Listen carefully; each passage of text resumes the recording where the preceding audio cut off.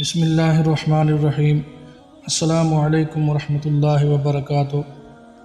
لاکھوں کروڑوں درود و سلام ہوں حضور خاتم النبیین سید المرسلین حضرت محمد مصطفیٰ احمد مجتبیٰ صلی اللہ علیہ وآلہ وسلم پر، ان کی آل پر اور ان کے اصحاب پر۔ دعا ہے اللہ تبارک و تعالی مغفرت فرمائے آپ کی، میری اور تمام امت محمدی کی، آمین۔ دوستو، روز ازل سے حق و باطل میں معرکہ چلا آ رہا ہے۔ کبھی حق باطل پر غلبہ پا لیتا ہے اور کبھی باطل حق کو عارضی طور پر پسپا کر دیتا ہے۔ فتح و شکست کی اس ساری کہانی میں ایک بات بڑی واضح ہے، حق فتح تب ہی پاتا ہے جب جذبے جنوں ہو جاتے ہیں، جذبات میں تلاطم آتا ہے، ایمان کی حرارت دل کی آخری تہوں تک اپنی جگہ بنا لیتی ہے اور خلوص متاع جاں بن جاتا ہے۔ دوستو، تاریخ نے فرعون کے جبر کو ریزہ ریزہ ہوتے دیکھا، نمرود کی خدائی کو حقیر مچھر کے ہاتھوں ملیا میٹ ہوتے دیکھا، چھوٹے چھوٹے پرندوں کے ہاتھوں ہاتھیوں کی عبرت ناک موت دیکھی۔ یہ سب کرشمے تب ہی ممکن ہوئے جب اللہ تبارک و تعالیٰ کی ہدایت اور روشنی نے دلوں کو مسخر کر لیا۔ دوستو، پیغام حق مختلف ادوار کا سفر کرتا ہوا جب خطۂ عرب تک پہنچا تو وہاں بھی مخالفت کی وہی روایت دہرائی گئی جو ہر دور میں پیش آتی رہی تھی۔ نبی کریم صلی اللہ علیہ وآلہ وسلم کا اعلان نبوت باطل نظام کے لیے ایک طوفان بلاخیز سے کم نہیں تھا۔ اس اعلان سے ان کے آبائی مذہب کی شکست و ریخت کا آغاز ہو گیا۔ ان کے آباء و اجداد کی روایات کی بلند و بالا دیواریں منہدم ہونا شروع ہو گئیں۔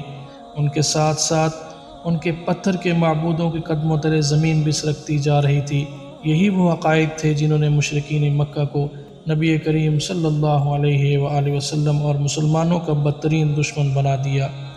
دوستو، ظلم کے کیا کیا پہاڑ نہ توڑے گئے، ایمانی جذبوں کو پگھلانے کے لیے کیا کیا ستم نہ ڈھائے گئے، دکھوں کے کانٹے مسلمانوں کا مقدر کر دیے گئے، قطع تعلق، اذیت، فاقہ کشی، جبر کے کیا کیا روپ نہ سامنے آئے، لیکن عزیمت کی راہ پر چلنے والے ذرا نہ ٹگمگائے۔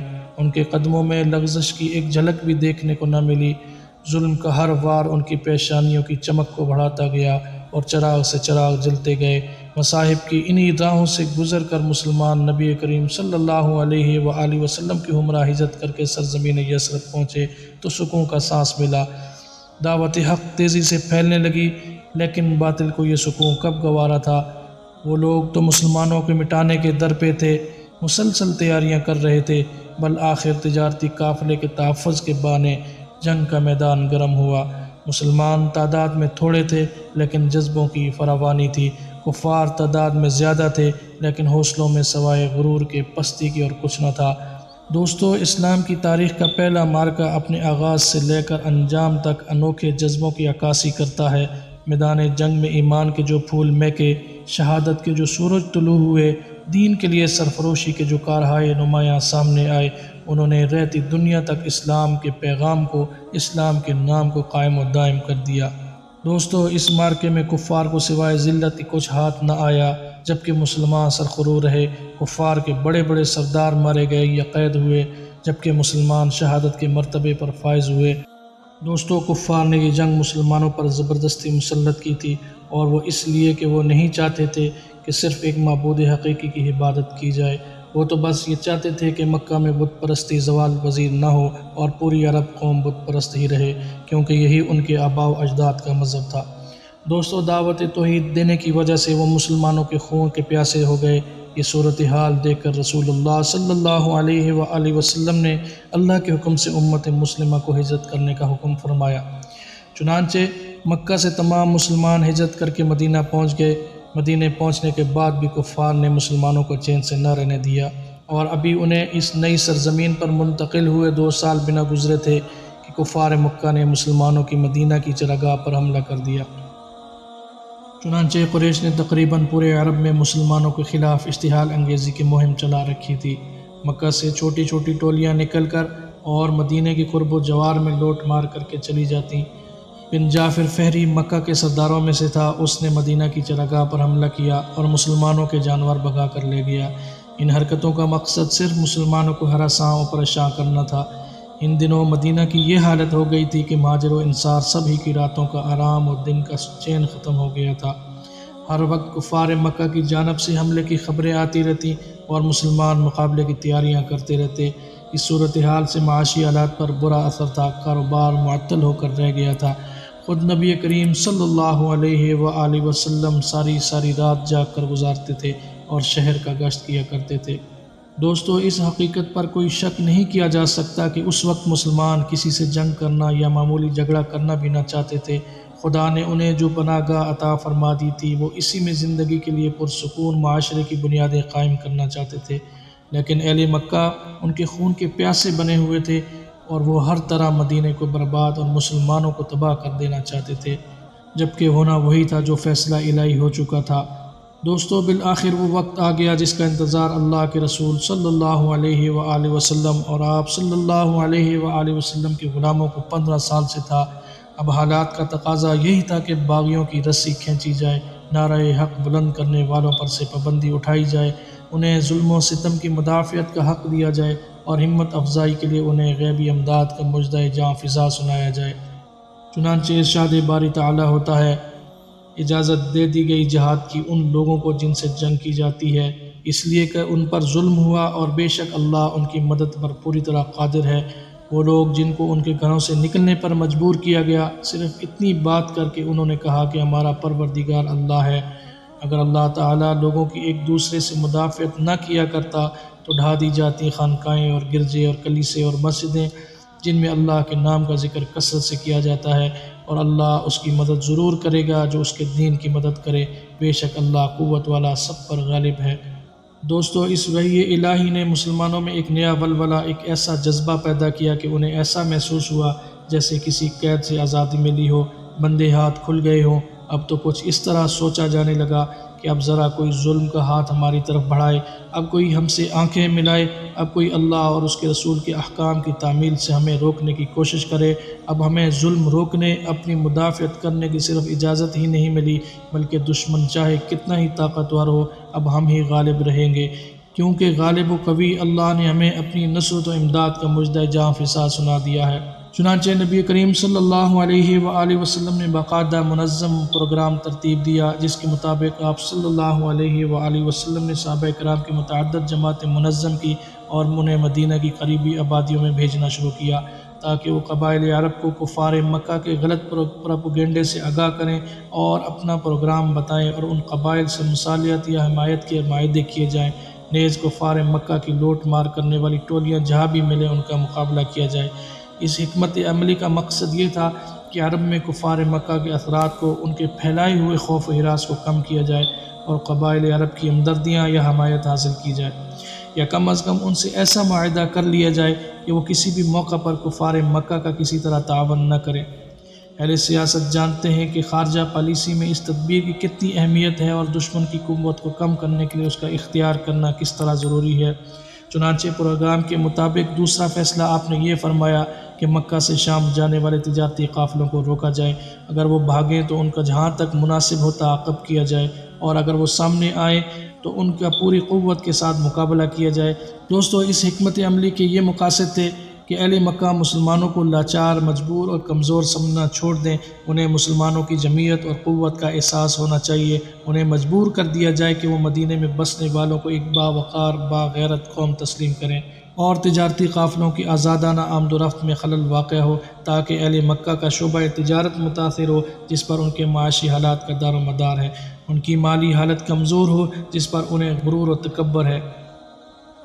دوستو، اس حکمت عملی کا ایک مقصد یہ بھی تھا کہ تجارتی قافلوں کی آزادانہ آمد و رفت میں خلل واقع ہو تاکہ اہل مکہ کا شعبہ تجارت متاثر ہو جس پر ان کے معاشی حالات کا دار و مدار تھا، ان کی مالی حالت کمزور ہو جس پر انہیں تکبر و غرور تھا، یہاں کی خوشحالی ہی تھی جس کے سبب وہ صرف مسلمانوں کی مخالفت کی تدابیریں سوچتے رہتے تھے۔ دوستو، اس حکمت عملی کا ایک مقصد یہ بھی تھا کہ تجارتی قافلوں سے مقابلے کی صورت میں ان کا مال و دولت ہاتھ آئے تاکہ مسلمانوں کی معاشی حالت مضبوط ہو اور وہ ظالم ہی کی دولت سے اس کے ظلم کو روک سکیں۔ نیز جو کافر قید ہو کر مدینے آئیں، یا تو وہ مسلمان ہو جائیں یا مدینے کا حال اپنی آنکھوں سے دیکھ لیں اور اپنی قوم کو جا کر بتا سکیں کہ اب مسلمان ایسے کمزور نہیں کہ جو چاہے انہیں اپنا لقمہ بنا لے۔ غرض یہ کہ مسلمانوں کے یہ چھوٹے چھوٹے لشکر مدینہ کے اطراف میں جانے اور اپنا کام کرنے لگے۔ رسول اللہ صلی اللہ علیہ وآلہ وسلم جہاں مناسب سمجھتے خود اپنی سربراہی میں لشکر تیار فرما کر تشریف لے جاتے۔ اس طرح کفار سے مقابلے اور جھڑپوں کا سلسلہ شروع ہو گیا، لیکن نہ تو کوئی قافلہ لوٹا گیا اور نہ ہی کوئی جنگ ہوئی۔ ہاں، مسلمانوں کے اس اقدام سے اہل مکہ اب کچھ خوفزدہ اور پریشان ہونے لگے، اور یہی اس حکمت عملی کا مقصد تھا۔ دوستو، تاریخ کی کتابوں میں یہ درج ہے کہ مکہ و مدینہ کے درمیان بدر نامی ایک شخص نے ساحل سمندر سے قریب پڑاؤ ڈالا اور آہستہ آہستہ یہاں آبادی ہو گئی۔ اسی شخص کی نسبت سے اس پوری آبادی کو بدر کہا جانے لگا۔ شام سے مکہ اور مکہ سے شام جانے والے قافلے یہاں آرام کے غرض سے ٹھہرنے لگے، لہٰذا اس آبادی کی اہمیت اور زیادہ ہو گئی، حتیٰ کہ سال میں ایک مرتبہ یہاں میلہ لگنے لگا جس میں عرب کے بڑے بڑے تاجر جمع ہوتے، اور اس طرح یہ دیہات چند دن کے لیے خرید و فروخت کا اور کھیل و کود اور عیش و عشرت کا مرکز بن جاتا تھا۔ چونکہ قافلوں کی یہ گزرگاہ تھی، لہٰذا رسول اللہ صلی اللہ علیہ وآلہ وسلم نے قافلہ ابو سفیان پر حملے کے لیے اسی طرف کا رخ کیا، اور قریش مکہ اپنے قافلے کو بچانے کے لیے بھی نہیں آئے، اور اس طرح بدر ہمیشہ کے لیے حق و باطل کے امتیاز کا پہلا مرکز قرار پایا۔ دوستو، اس سے پہلے عمر بن الحضرمی کی ہلاکت کی خبر نے اگرچہ اہل مکہ کو بے حد مشتعل کر دیا تھا، لیکن ان کے سرداروں کو مسلمانوں کی قوت کا کچھ اندازہ ہو چکا تھا، لہٰذا انہوں نے اپنے عوام کو جمع کر کے اپنا پروگرام بتایا کہ ہم مدینے پر ضرور حملہ کریں گے، لیکن جنگ معمولی بات نہیں، لہٰذا ہمیں پہلے مالی طور پر نہایت مستحکم ہو جانا چاہیے اور خوب سامان جنگ جمع کر لینا چاہیے۔ اس مقصد کے لیے ہم جلد سے جلد ایک تجارتی قافلہ شام روانہ کرتے ہیں۔ اس تجارت میں ہر شخص اپنا حصہ شامل کرے تاکہ یہ قافلہ پہلے ہی مرتبہ اتنا منافع اور ضروری سامان لے کر واپس ہو جو مسلمانوں سے جنگ کرنے کے لیے کافی ہو سکے۔ چنانچہ یہ قافلہ تیار ہوا۔ اس میں شامل 40 تو قریش کے سردار تھے، 30 جوان قافلے کی خدمت اور حفاظت کے لیے مقرر ہوئے، اور قریش کی ہر مرد و عورت نے اس میں اپنا حصہ شامل کیا۔ اس کی مالیت 50,000 دینار تقریباً بتائی جاتی ہے۔ دوستو، یہ کوئی عام تجارتی قافلہ نہ تھا بلکہ قومی نوعیت کا تجارتی قافلہ تھا۔ اس قافلے سے قریش کے ایک ایک فرد کا تعلق تھا۔ قریش کے اہم سردار اس میں شامل تھے۔ قریش کا تمام تجارتی سرمایہ اس قافلے کے پاس تھا، اور اب قریش کی معاشی امیدوں کا واحد سہارا یہی قافلہ تھا۔ یہ طے پا چکا تھا کہ اس تجارت کی تمام آمدنی مدینہ پر حملہ کرنے، مسلمانوں سے جنگ کرنے کے لیے وقف ہے۔ گویا اگر یہ قافلہ کسی حادثے کا شکار ہو جائے تو پورا مکہ ماتم کدہ بن جائے گا، اور اہل مکہ کی ساری قوت ختم ہو جائے گی، سارا غرور و تکبر مل جائے گا، اور پھر مسلمانوں کا مقابلہ تو درکنار کسی معمولی حملہ آور ٹولی کا سامنا کرنے کے لیے قابل نہ رہیں گے۔ دوستو، قافلہ تجارت سے فارغ ہو کر شام سے واپس نکلا ہی تھا کہ حضرت جبرائیل امین نے حضور صلی اللہ علیہ وآلہ وسلم کو قافلے کا حال بتایا اور اس کی واپسی کی اطلاع دی۔ جو لوگ بھی اس وقت جمع ہو سکے آپ نے ان کو جمع کیا، اور قافلے کا حال بتاتے ہوئے آپ نے قافلے کے مقابلے کے لیے جلد از جلد مدینہ سے نکل کر شام کی گزرگاہ بدر پہنچنے کا ارادہ ظاہر فرمایا۔ اس وقت جو لوگ جمع ہو سکے ان کی تعداد صرف 313 تھی، 2 گھوڑے، 70 اونٹ، 6 زرہیں اور 8 تلواریں تھیں۔ چونکہ مدینہ سے روانگی کے وقت رسول اللہ صلی اللہ علیہ وآلہ وسلم کا ارادہ کسی جنگ کا نہ تھا بلکہ صرف قافلے سے مزاحمت کرنا مقصود تھی، اس لیے آپ نے کوئی خاص اہتمام نہ فرمایا، نہ تو زیادہ لوگوں کو جمع کیا، نہ ہی سواریوں کا اہتمام کیا، بلکہ بعض انصار صحابہ نے گزارش بھی کی کہ مدینہ سے باہر چراگاہ میں ہمارے جانور موجود ہیں، اگر حکم ہو تو ہم انہیں لے آئیں، لیکن آپ صلی اللہ علیہ وآلہ وسلم نے اس کی ضرورت محسوس نہ کی اور منع فرما دیا۔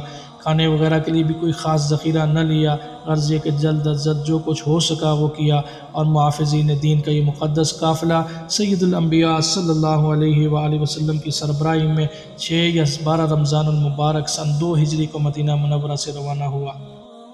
چنانچہ مدینہ سے تقریباً 1 میل باہر جا کر نبی کریم صلی اللہ علیہ وآلہ وسلم نے اپنے لشکر کا معائنہ فرمایا۔ اس میں چند بچوں کو دیکھا تو ان کو بلا کر محبت و شفقت کے ساتھ سمجھایا اور ان کو اپنے گھر واپس جانے کا کہا، اور وہ واپس ہو گئے، لیکن حضرت سیدنا عمیر بن ابی وقاص رو کر عرض کرنے لگے، یا رسول اللہ، اگرچہ کم عمر ہوں لیکن آپ کے ساتھ چلنا چاہتا ہوں، میرے پیارے آقا مجھے واپس نہ کیجیے۔ حضور رحمت للعالمین صلی اللہ علیہ وآلہ وسلم کو ان کے آنسو دیکھ کر رحم آ گیا، اور آخرکار حضرت سیدنا عمیر کو اجازت ملی۔ ان کے بھائی حضرت سیدنا سعد بن ابی وقاص بھی لشکر میں تھے۔ بھائی کو اجازت ملی تو بہت خوش ہوئے، گلے لگایا، اپنے ہاتھ سے ان کی تلوار لٹکائی۔ یہاں آپ صلی اللہ علیہ وآلہ وسلم نے دوسرے ضروری انتظامات کی طرف توجہ فرمائی۔ مدینے سے روانگی کے وقت آپ نے حضرت سیدنا ابن ام مکتوم رضی اللہ تعالیٰ عنہ کو مسجد نبوی کا امام مقرر فرما دیا تھا۔ اب آپ نے ابو لبابہ بن عبد المنذر کو مدینہ کا حاکم اور عاصم بن عدی کو قباء کا حاکم مقرر فرمایا، تاکہ یہ دونوں حضرات منافقین یا یہود کی حرکتوں پر نظر رکھیں، اور وہ کوئی سازش کریں تو اس کو ناکام بنانے کے لیے مناسب اقدامات کریں۔ ان ضروری انتظامات کے بعد آپ صلی اللہ علیہ وآلہ وسلم بدر کی طرف روانہ ہوئے۔ جب آپ صلی اللہ علیہ وآلہ وسلم مقام صفرا پر پہنچے تو آپ نے 2 سواروں کو یہ معلوم کرنے کے لیے آگے روانہ کیا کہ قافلہ کہاں سے نظر آ رہا ہے، کب تک بدر پہنچنے والا ہے۔ صفرا سے بدر تقریباً 10 میل ہے۔ ان دونوں حضرات نے واپس آ کر اطلاع دی کہ قافلہ کل یا پرسوں بدر پہنچنے والا ہے۔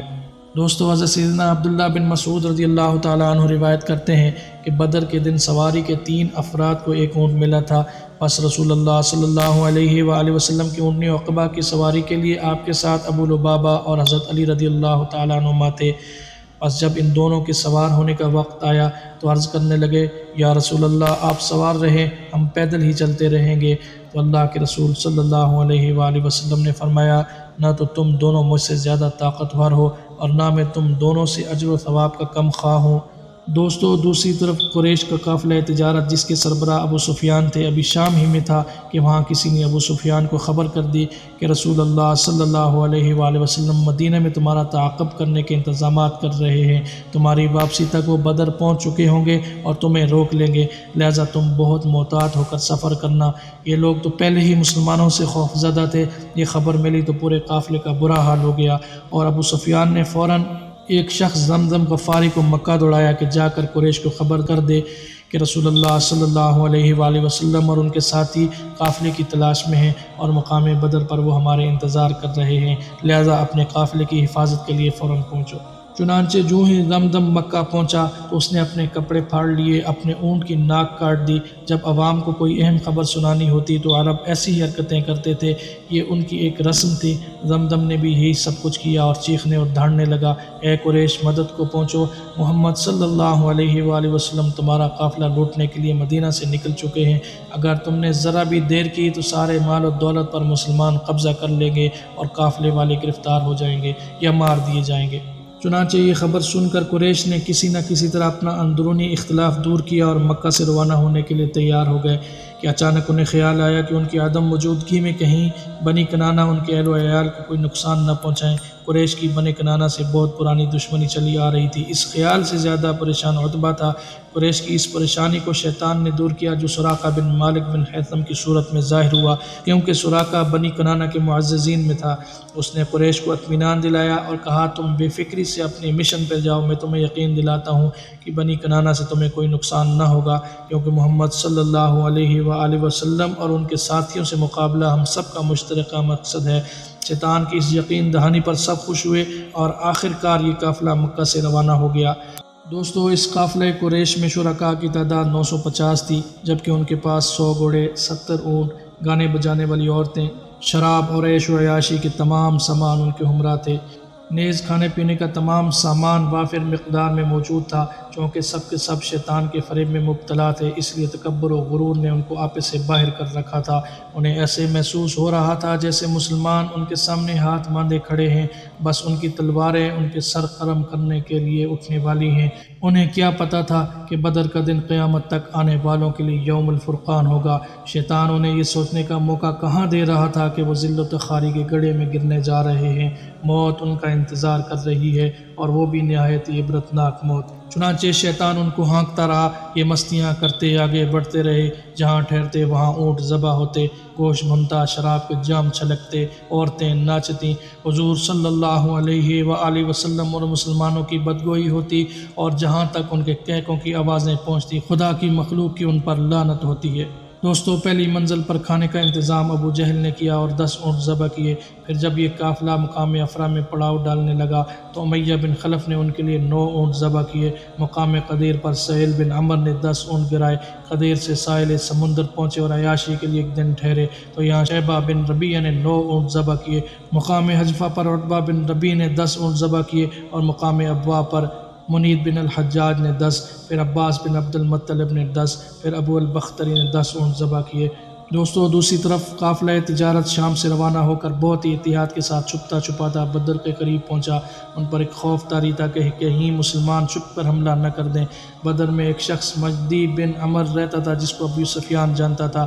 بہت مشکل سے ابو سفیان مجدی کے پاس پہنچا اور اس سے پوچھا کہ کیا تم نے یہاں سے مسلمانوں کو گزرتے یا ان کے جاسوسوں کو پھرتے دیکھا ہے؟ مجدی نے کہا کہ ایک دن میں نے 2 سواروں کو دیکھا تھا، انہوں نے فلاں جگہ اپنے اونٹ بٹھائے اور ان کو پانی پلایا تھا۔ ابو سفیان وہاں پہنچا تو اس جگہ اونٹوں کی مینگنیاں پڑی دیکھیں۔ اسے یقین ہوا کہ کوئی آیا ضرور ہے، لیکن کون آیا ہے اور کہاں سے آیا ہے کیسے پتہ چلے؟ چنانچہ ابو سفیان نے اونٹوں کی مینگنیوں کو توڑا تو ان میں کھجوروں کی گٹھلیاں ملیں۔ پس یقین ہو گیا کہ یہ اونٹ مدینے سے آئے اور یقیناً جاسوسوں کے تھے جو ہماری تلاش میں ہیں، نیز مسلمان کہیں قرب و جوار میں ہی موجود ہیں۔ پس ابو سفیان نے تیزی کی اور اپنے قافلے کو بدر سے دور رکھتے ہوئے سمندر کے کنارے سے نکل گیا۔ چنانچہ جب ابو سفیان کو خطرہ ختم ہو جانے کا یقین ہو گیا تو اس نے قریش کے پاس پھر قاصد دوڑایا اور پیغام بھیجا کہ اب چونکہ قافلہ محفوظ ہے اور عنقریب مکہ پہنچنے والا ہے، لہٰذا کسی امداد کی ضرورت نہیں، اور اگر کوئی ٹولی امداد کے لیے مکہ سے روانہ ہو چکی ہے تو اسے واپس بلا لیا جائے۔ قاصد کی راستہ میں ہی مقام حجفہ پر ملاقات ہو گئی۔ اس نے ابو جہل کو ابو سفیان کا پیغام دیا۔ جب دوسرے سرداروں کو یہ اطلاع ملی کہ ابو سفیان قافلہ لے کر نکل چکا ہے اور قافلہ خیریت سے ہے تو سب نے واپسی کا ارادہ کر لیا، لیکن ابو جہل جس کے سر پر موت منڈلا رہی تھی نہ مانا، کہنے لگا اب ہم بدر جائیں گے، 3 روز ٹھہر کر خوب عیش کریں گے، اونٹ ذبح ہوں گے، کھانے پکیں گے، ناچ و گانے کی محفلیں جمیں گی تاکہ ہماری شہرت ہو، مسلمان اور عرب کے قبیلوں کے دلوں میں ہماری ہیبت طاری ہو۔ عتبہ اور شیبہ قبیلہ بنو زہرہ اور بنو عدی کے سرداروں نے ہر چند اس کو واپسی پر آمادہ کرنا چاہا لیکن وہ نہ مانا۔ آخر کار بنو عدی اور بنو زہرہ کے سرداروں نے اپنے قوم کے ساتھ واپسی کا فیصلہ کر لیا اور وہ واپس چلے گئے، اور ابو سفیان قافلہ لے کر مکہ پہنچا اور کچھ لوگوں کو ساتھ لے کر تیزی سے واپس آیا۔ قریش سے ملا، وہ یقین رکھتا تھا کہ ابو جہل اپنی قوم کو بہت تیزی سے ہلاکت کی طرف لے جا رہا ہے، لیکن دوسروں کی طرح مجبوراً قافلے میں شامل رہا اور سب مل کر اپنے مقتل یعنی میدان بدر میں آ پہنچے۔ دوستو یہاں ایک میلے کا سا سامان بن گیا، ایسے معلوم ہوتا تھا کہ کوئی نیا شہر آباد ہو گیا ہے۔ جانوروں کے ذبح ہونے کی آوازیں، آگ جلنے کا دھواں، گوشت بھننے کی خوشبو، ناچ گانا، عورتوں مردوں کے قہقہے، غرض یہ کہ سب کچھ ہونے لگا۔ انہیں کیا خبر تھی کہ ہلاکت و بربادی ان کو یہاں گھیر کر لائی ہے؟ انہیں کیا پتہ تھا کہ یہ ان کی عیاشی کے آخری دن ہیں؟ وہ کیا جانے کہ ان کے تکبر و غرور کو ایسا خاک میں ملایا جانے والا ہے کہ قیامت تک آنے والوں کے لیے ان کا انجام ذریعہ عبرت بن جائے گا۔ دوستو دوسری طرف نبی کریم صلی اللہ علیہ وآلہ وسلم اپنے جانثاروں کے ساتھ مقام صفرا میں ہی رونق افروز تھے اور ان مخبروں کی واپسی کا انتظار فرما رہے تھے جن کو آپ صلی اللہ علیہ وآلہ وسلم نے قافلہ تجارت کی خبر معلوم کرنے کے لیے دوبارہ بدر روانہ کیا تھا۔ مخبر واپس آئے اور انہوں نے خبر دی کہ ابو سفیان تو اپنا قافلہ بچا کر نکل گیا، لیکن مکہ سے قریش ایک بڑا لشکر لے کر بدر پہنچ چکے ہیں اور ہمارے منتظر ہیں۔ اس خبر پر نبی کریم صلی اللہ علیہ وآلہ وسلم نے فیصلہ فرمایا کہ اب دشمن کی اطلاع مل جانے کے بعد مقابلہ کیے بغیر ہماری واپسی کے اثرات نہایت ہی خراب ہوں گے۔ نہ صرف یہ کہ کفار مکہ کے حوصلے بلند ہو جائیں گے بلکہ مدینہ کے یہودیوں اور قرب و جوار کے عرب پر بھی ہمارا کوئی رعب باقی نہ رہے گا۔ گویا اب تو صرف بیرونی اور خارجی حالات کا مقابلہ رہتا تھا، آئندہ مدینہ کا اندرونی امن و امان بھی تباہ ہو جائے گا اور پھر حالات پر قابو پانا بہت ہی مشکل ہو جائے گا۔ اسی دوران حضرت جبرائیل علیہ السلام وحی الہی لے کر حاضر ہوئے کہ اللہ تبارک و تعالیٰ نے 2 قافلوں میں سے ایک کا آپ سے وعدہ کر لیا۔ دوستو دوسری طرف کفار میں یہ پہلا افتراق پیدا ہوا کہ ابو جہل نے مکی فوج کے بدر تک جانے پر اصرار کیا، حالانکہ قافلہ بچ گیا تھا کہ یہ مارچ ایک عظیم عسکری مقابلہ ہوگا جس میں مکہ کی قوت نمایاں ہوگی اور قبائل عرب کے سامنے اس کی ہیبت چھا جائے گی، خصوصاً مکہ اور مدینہ کے درمیان رہنے والے زبردست قبائل میں جن کے علاقے سے عظیم فوج گزرے گی۔ اس جیسی عظیم فوج عرب ممالک نے ظہور اسلام سے لے کر آج تک نہ دیکھی تھی۔ لیکن اخنس بن شریک ثقفی نے جو بنی زہرہ کا حلیف تھا اور اسلام بندی میں اپنے قبیلے کا سالار تھا، ابو جہل سے اس کی رائے پر معارضہ کیا اور اس نے بنی زہرہ کو مخاطب کر کے کہا، اے بنی زہرہ، اللہ تعالیٰ نے تمہارے لیے تمہارے اموال کو بچا لیا ہے اور تمہارے ساتھی مخزمہ بن نوفل کو بھی بچا لیا ہے، تم اسے اور اس کے مال کو بچانے نکلے تھے، بزدلی کو میرے ذمہ لگا دو اور واپس لوٹ جاؤ، کیونکہ تمہیں کوئی ضرورت نہیں کہ مال کے علاوہ کسی چیز کے لیے نکلو، اس طرح نہ کرو جیسے یہ شخص یعنی ابو جہل کہتا ہے۔ اخنس اپنی قوم میں بنی زہرہ میں سردار اور مطاع تھا، یہی وجہ ہے کہ انہوں نے اس کی اطاعت کی اور سب کے سب حجفہ سے واپس لوٹ آئے اور بدر میں ایک زہری بھی شامل نہیں ہوا اور وہ تقریباً 300 جوان تھے۔ دوستو، دوسری طرف مسلمانوں کے لیے انتہائی نازک مقام اور خطرناک صورتحال تھی کہ یہ فوج انتہائی فخر و تکبر کے ساتھ ابو جہل کی رائے کے مطابق شمال کی جانب بڑھتی گئی۔ مسلمانوں کو یہ اطلاع پہلے ہی مل گئی تھی کہ ابو سفیان قافلے سمیت بچ گیا ہے، مگر قافلے کے بچ جانے سے زیادہ اہم خبر اس فوج کی مارچ کی تھی جو قافلے کے بچ جانے کے باوجود بدر کی طرف مسلسل بڑھ رہی تھی۔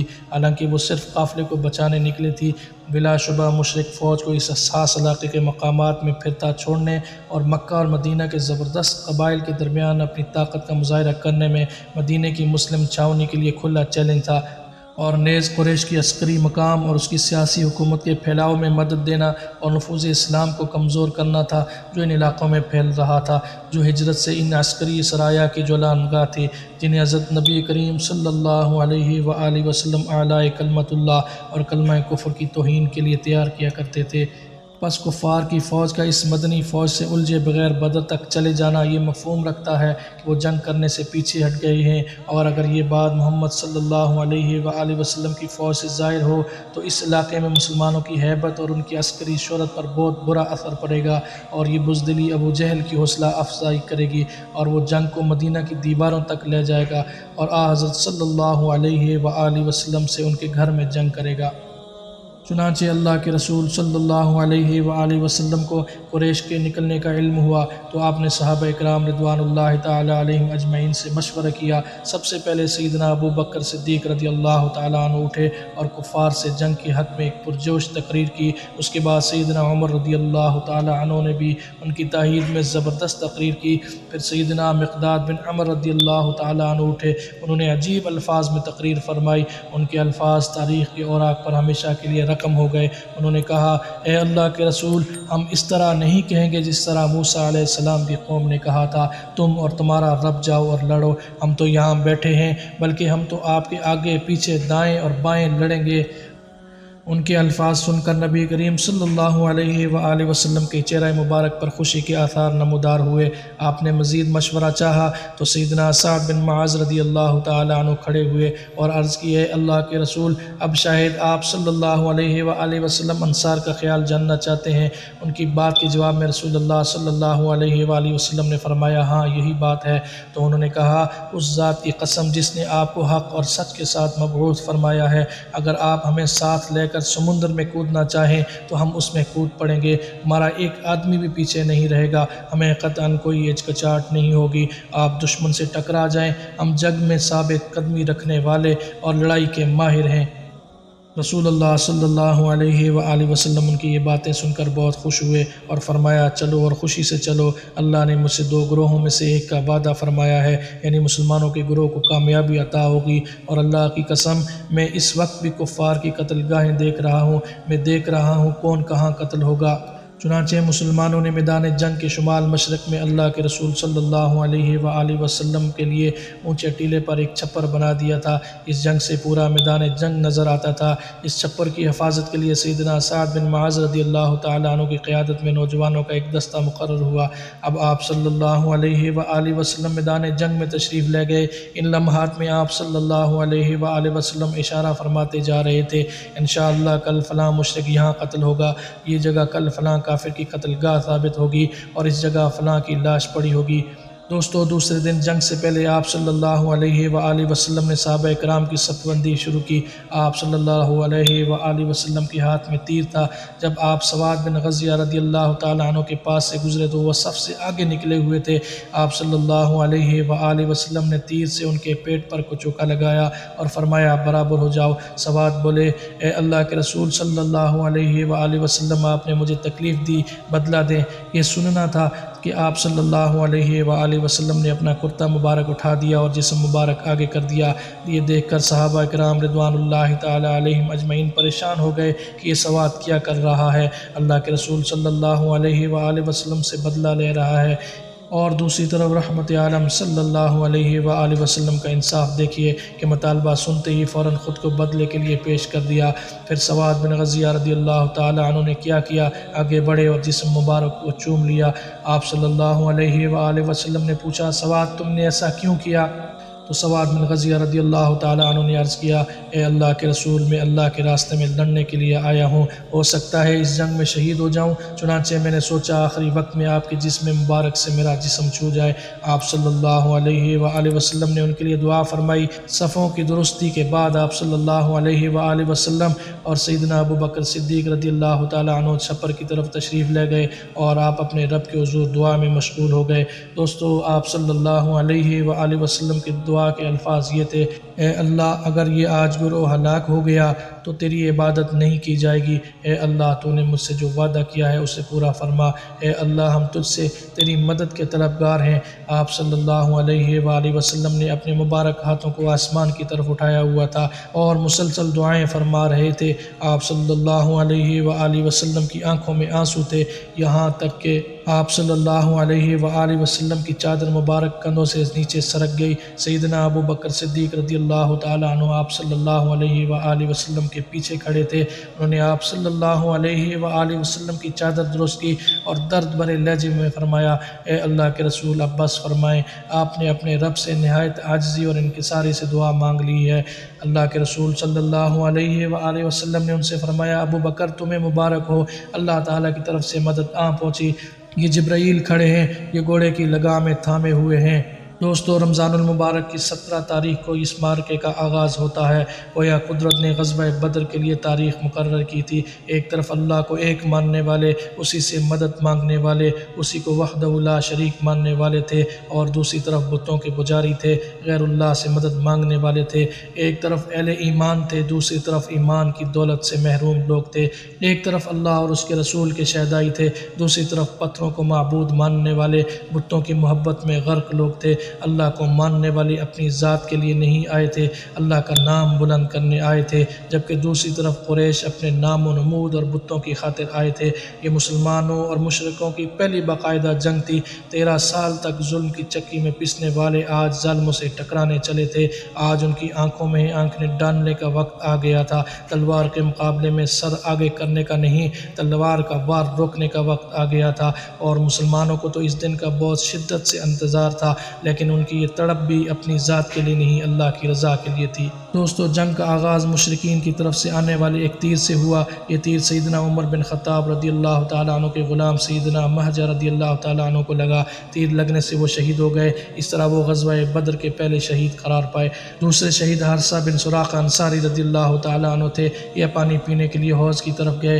حوض پر مامور صحابی نے انہیں دشمن کا آدمی خیال کیا اور تیر چلا دیا۔ وہ تیر ان کے حلق پر لگا، اس طرح یہ بھی شہید ہو گئے۔ مشرکوں کی طرف سے عبد الاسود نامی شخص نکلا۔ وہ بلند آواز میں للکارا میں مسلمانوں کے حوض سے پانی پیوں گا اور حوض کو مسلمانوں کے سامنے برباد کروں گا۔ اس کی یہ بات سن کر سیدنا حمزہ رضی اللہ تعالی عنہ آگے بڑھے، اسے للکارا، مقابلے کے لیے اس کے مقابل آگے اس سے پہلے کہ وہ وار کرتا سیدنا حمزہ رضی اللہ تعالی عنہ نے ایک ہی وار سے اس کا کام تمام کر دیا، یوں وہ جہنم رسید ہوا۔ دوستو اس زمانے میں طریقہ جنگ یہ تھا کہ باقاعدہ جنگ شروع ہونے سے پہلے دونوں طرف سے بہادر اپنی صفوں سے نکل کر آگے آتے تھے اور دشمن کے لشکر کو للکارتے تھے، کہتے تھے کون ہے جو میرے مقابلے میں آئے، یا وہ کہتے تھے کسی میں میرے مقابلے میں آنے کی جرأت ہے۔ پھر سامنے والے لشکر سے کوئی اس کے مقابلے کے لیے نکلتا، دونوں میں لڑائی ہوتی، دونوں لشکر اس لڑائی کا نظارہ کرتے۔ اس طرح مقابلے کے لیے للکارنے کو مبارزت کہتے ہیں۔ چنانچہ کافروں کی طرف سے 3 بہادر اور جنگجو نکل کر میدان میں آ گئے۔ وہ للکارے ہمارے مقابلے پر کون آتا ہے؟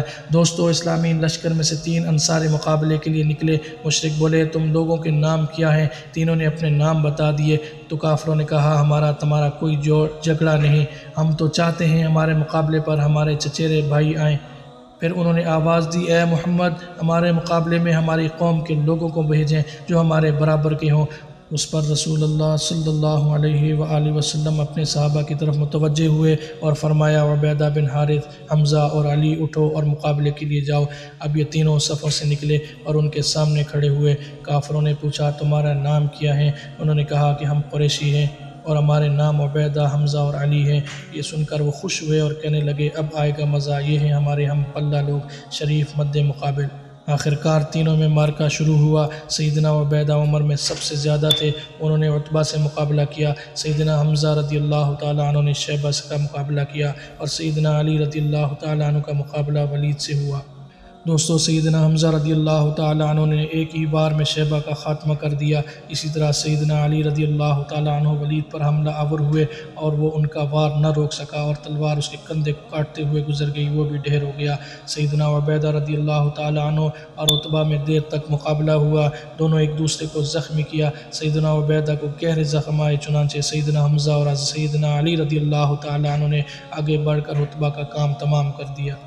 دوستو، اس کے بعد عام لڑائی شروع ہوئی۔ اللہ کے رسول صلی اللہ علیہ وآلہ وسلم نے صحابہ اکرام کو جوش دلانے کے لیے فرمایا اس ذات کی قسم جس کے قبضہ قدرت میں محمد کی جان ہے، جو شخص بھی آج جم کر ثواب سمجھ کر لڑے گا، دشمن کو پیٹھ نہیں دکھائے گا، سامنے سے خوب وار کرے گا اور خوب بہادری دکھائے گا، اللہ تعالیٰ اسے جنت عطا فرمائیں گے۔ صحابہ اکرام رضوان اللہ تعالیٰ علیہم اجمعین پہلے ہی کچھ کم پرجوش نہ تھے۔ رسول اللہ صلی اللہ علیہ وآلہ وسلم کے ان الفاظ نے انہیں ایک نیا ولولہ عطا کیا، چنانچہ اس جنگ میں بہادری اور بے جگری کے بہت سے حیرت انگیز واقعات پیش آئے۔ دوستو، عمیر بن حمام رضی اللہ تعالیٰ عنہ ایک انصاری صحابی تھے۔ جب انہوں نے رسول اللہ صلی اللہ علیہ وآلہ وسلم سے یہ بشارت سنی تو اس وقت وہ کھجوریں کھا رہے تھے، فوراً ہاتھ روک لیا، کھجوروں کی طرف دیکھا اور کہا یہ تو زیادہ ہیں، ان کے کھانے میں بہت وقت لگے گا، میں جنت جانے کے لیے اتنی دیر کیوں کروں؟ یہ کہا اور کھجوریں پھینک دی، آگے بڑھے اور پورے جواں مردی سے لڑے اور دشمنوں کو مارتے کاٹتے خود بھی شہادت کا جام نوش کر گئے۔ دوستو، جنگ کے آغاز میں رسول اللہ صلی اللہ علیہ وآلہ وسلم نے ایک مٹھی ریت اور کنکریوں کی اٹھائی اور اس کو دشمن کی طرف پھینکتے ہوئے فرمایا شاہت الوجوہ، یعنی چہرے بگڑ جائیں۔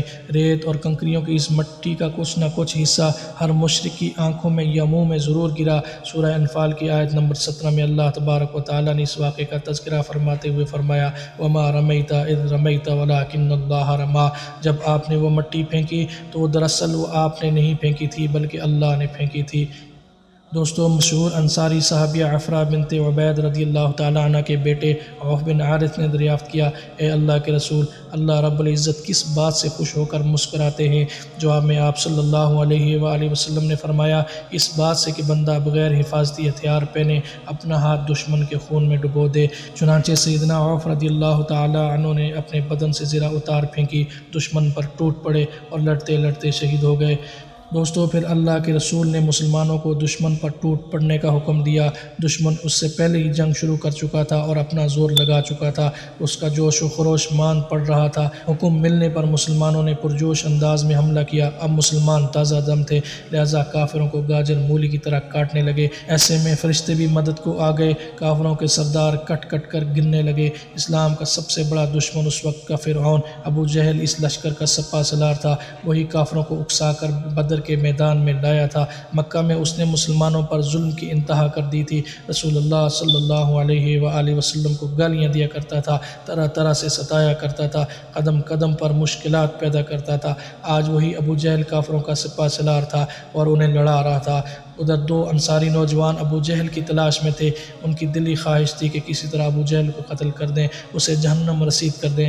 سیدنا عبد الرحمن بن عوف رضی اللہ تعالیٰ عنہ فرماتے ہیں میدان جنگ میں اچانک دو نوجوان میری دائیں اور بائیں آ کھڑے ہوئے۔ ان میں سے ایک نے پوچھا چچا جان ابو جہل کہاں ہے؟ میں نے کہا بھتیجے تم اس کے بارے میں کیوں پوچھ رہے ہو؟ اس نے کہا ہم نے سنا ہے کہ وہ اللہ کے رسول کو گالیاں دیتا ہے، لہٰذا میں نے عہد کیا ہے کہ اسے قتل کر دوں گا یا خود شہید ہو جاؤں گا۔ اتنے میں دوسرے نوجوان نوجوان نے بھی مجھ سے یہی سوال کیا، ابو جہل کہاں ہے؟ سیدنا عبد الرحمن بن عوف فرماتے ہیں میں نے اشارے سے انہیں بتایا، وہ رہا ابو جہل۔ اب دونوں اپنی تلواریں لیے ابو جہل کی طرف لپکے۔ یہ دونوں نوجوان معاذ بن عمر بن جموح اور معاذ بن افرا تھے۔ سیدنا معاذ بن عمر رضی اللہ تعالی عنہ نے دیکھا کہ ابو جہل کو بہت سے لوگ گھیرے میں لیے ہوئے تھے تاکہ اس پر کوئی وار نہ کر سکے اور وہ محفوظ رہے۔ انہوں نے ان لوگوں کو کہتے ہوئے سنا، آج ابو الحکم یعنی ابو جہل تک کوئی نہیں پہنچ پائے گا۔ معاذ بن عمر رضی اللہ تعالی عنہ نے جب یہ سنا تو ان پر اور زیادہ جوش طاری ہو گیا۔ وہ تیر کی طرح اس کی طرف بڑھے اور اللہ کی قدرت سیدھے اس کے پاس جا پہنچے۔ اس کی حفاظت کرنے والے بھی کچھ بھی اس کے کام نہ آ سکے۔ انہوں نے جاتے ہی اپنی تلوار کا وار اس کی پنڈلی پر کیا، پنڈلی کٹ گئی۔ باپ کو زخمی ہوتے دیکھ کر عکرمہ بن ابو جہل آگے بڑھے۔ یہ اس وقت ابھی مسلمان نہیں ہوئے تھے۔ انہوں نے معاذ رضی اللہ تعالیٰ عنہ کے کندھے پر تلوار کا وار کیا تو ان کا بازو کٹ گیا، لیکن کٹ جانے کے باوجود کھال کے ساتھ لٹکتا رہا۔ یہ اس حالت میں جنگ کرتے رہے تاہم ابو جہل ان کے وار سے شدید زخمی ہو گیا تھا۔ ایسے میں سیدنا معاذ بن عفرا رضی اللہ تعالیٰ عنہ اس کے نزدیک پہنچنے میں کامیاب ہو گئے۔ انہوں نے بلا کی پھرتی سے اس پر وار کیا، ان کے وار سے وہ گھوڑے سے نیچے گرا۔ انہوں نے اسے مردہ خیال کیا تو ان کے پاس سے چلے گئے اور جنگ میں مشغول ہو گئے، لیکن ابو جہل میں اس وقت کچھ جان باقی تھی۔ سیدنا عبداللہ بن مسعود رضی اللہ تعالیٰ عنہ اس کے پاس سے گزرے تو اس میں کچھ جان پا کر رک گئے۔ اس کی گردن پر اپنا پاؤں رکھ کر فرمایا، اے اللہ کے دشمن، تجھے اللہ نے رسوا کر دیا۔ پھر انہوں نے اس کا سر کاٹ لیا۔ ادھر دونوں نوجوان نبی کریم صلی اللہ علیہ وآلہ وسلم کی خدمت میں حاضر ہوئے۔ ایک نے عرض کیا، اللہ کے رسول، میں نے ابو جہل کو قتل کر دیا ہے۔ یہ سنتے ہی دوسرے نے کہا، بلکہ میں نے اسے قتل کیا ہے۔ نبی کریم صلی اللہ علیہ وآلہ وسلم مسکرائے، پھر آپ نے دونوں کی تلواریں دیکھیں اور فرمایا، تم دونوں نے ہی اسے قتل کیا۔